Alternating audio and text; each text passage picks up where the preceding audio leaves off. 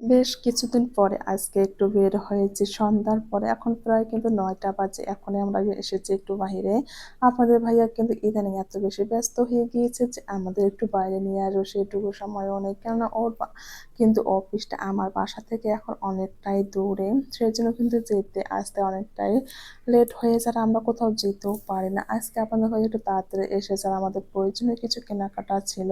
যেহেতু মোর সালামের সকালের নাস্তা আমি খেজুর, কাঠবাদাম, কাজু বাদাম এগুলো দিয়ে থাকি, এগুলো শেষ হয়ে গিয়েছে। আর ওরও একটা টিফিন বক্সেরও অনেক বেশি প্রয়োজন ছিল। সেজন্য মূলত আমরা একটু বাহিরে এসেছি। হ্যালো ভিউয়ার্স, আসসালামু আলাইকুম। এই তো সন্ধ্যার পর আপনাদের ভাইয়া কিন্তু আজকে তাড়াতাড়ি অফিস থেকে চলে এসেছে। আর আসার সময় কিন্তু আমাদের জন্য শনপাপড়ি নিয়ে এসেছে। এই শনপাপড়িটা যে আমার এত বেশি পছন্দের যেটা বলার মতো নয়। আর কিছু চিনি, বিস্কিট এগুলোই কিন্তু নিয়ে এসেছিল। আনার সঙ্গে তো আমাকে খুলে দিচ্ছিল আপনাদের ভাইয়া আমাকে খাওয়ার জন্য। এখানে কিন্তু কিশমিশ, কাঠবাদাম, কাজু বাদাম অনেক কিছু কিন্তু দেওয়া থাকে। আর এত বেশি মজার আমার কিন্তু অনেক বেশি ভালো লাগে। মোরসান কিন্তু এসব জিনিস তত বেশি পছন্দ করে না।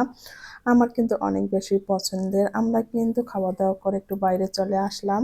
আসার সঙ্গে একটু কিন্তু খাওয়া-দাওয়া করে নিচ্ছিলাম। এখানে পাবনা মরিচের খাবারগুলো আমার অনেক বেশি পছন্দের। আমরা এখানে পাটিসাপটা পিঠা খাচ্ছিলাম।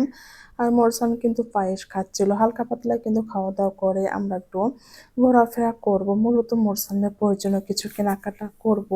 মোরসালিন যেহেতু ৯টা থেকে ৪টা পর্যন্ত স্কুলেই থাকে, আমি চেষ্টা করি সবসময় দুপুরে খাবারটা নিয়ে যেতে। আর ওদের স্কুল থেকে কিন্তু বলে দিয়েছি যাতে আমরা বাসা থেকে রান্না করে দুপুরবেলা খাবারটা নিয়ে যাই বা বাচ্চাদের সঙ্গে দিয়ে দিয়ে পাঠাই। আমি তো মূলত মোরসালের খাবার-দাবার নিয়ে যাই। কিন্তু সকালবেলা আমি ওকে কিছু বাদাম, খেজুর এগুলো দিয়ে থাকি। এগুলো কিন্তু শেষ হয়ে গিয়েছে। এখান থেকে আমি যা প্রয়োজনীয় সবকিছু কিন্তু নিয়ে নিচ্ছিলাম।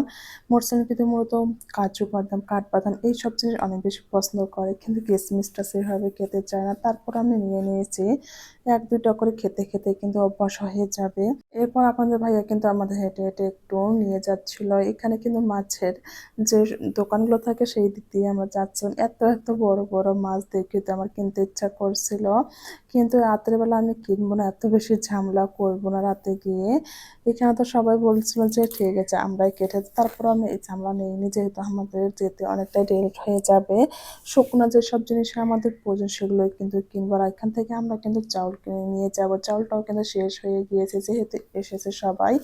আর আমরা কিন্তু শুকনো জিনিসগুলো কিন্তু এখান থেকে কেনাকাটা করবো। আর একটা কিন্তু মোরসানের টিফিন বক্সও নিতে হবে। ওর কিন্তু ছোট টিফিন বক্স অনেকগুলোই আছে। কিন্তু আমি চেষ্টা করব মাঝে মধ্যে দুপুরবেলা একটু ভাত নিয়ে যেতে। সেজন্য একটু বড় সাইজের নিয়ে নেবো যাতে ওকে সুন্দর করে খাওয়ানো যায়।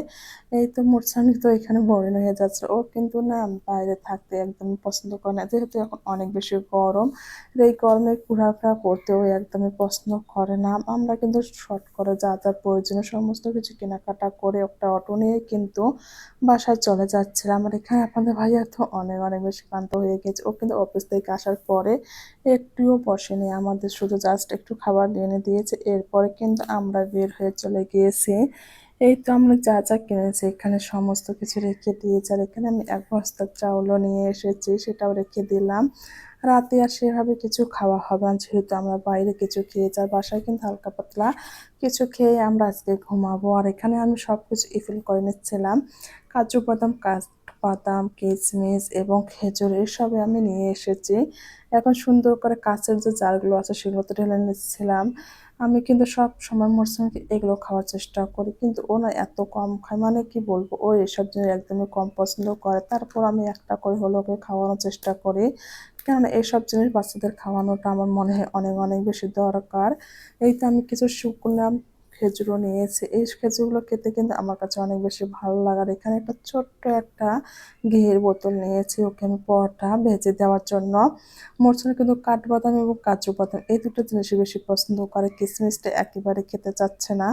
তারপরও আমি একটা করে ওকে খাওয়াচ্ছি যাতে ওর একটু অভ্যাস হয়ে যায়। বাচ্চাদের কিন্তু আমরা অনেক সময় ঝালমুড়ি অনেক রকমের খোলা খাবার না খাইয়ে একটু ভালো কিছু খাওয়ালে কিন্তু এতে কিন্তু বাচ্চাদের স্মৃতিশক্তি ব্রেন অনেক বেশি ভালো থাকে। সবাই ভালো থাকবেন। আল্লাহ হাফেজ।